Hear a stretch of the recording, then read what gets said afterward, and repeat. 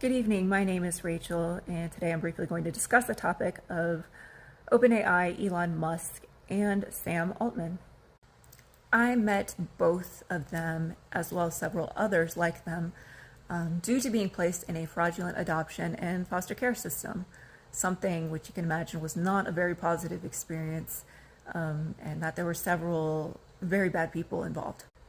When many realized that being involved with such an organization could be perceived negatively, they began doing damage control, and Sam served kind of as the example. So when I was still floating in between a couple locations, he began trying to help me make friends. Several other people thought that was a good idea and started following in his footsteps. Again, I don't like to use that phrase, but to continue. They also tried to make or place me in networks of people perceived as supportive, but rather they were just there to report back any instance where I might try to file a report or talk to a teacher or counselor. These people were visiting classes. It got really weird really quick. At one point, I was placed in an accelerated learning group as well as some other kids, and even Bill Gates and Melinda Gates showed up. And they took us on a very interesting extracurricular field trip, which I will discuss at a later point. As you can imagine, not always the greatest memories, so generally you try to kind of move forward from that.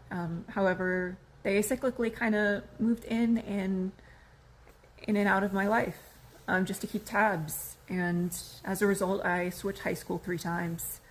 I had a really hard time when I moved from my home several times. As a kid, that's pretty disruptive. I had to delay college a little bit, and while I was working, they would infiltrate the place I was employed at, and oftentimes try to take my job or stand over me and demand that I get up and give them my job, and I would be very confused and say, I don't think I need to do that.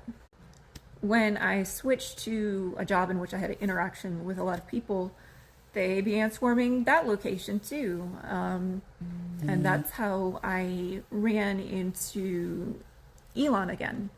And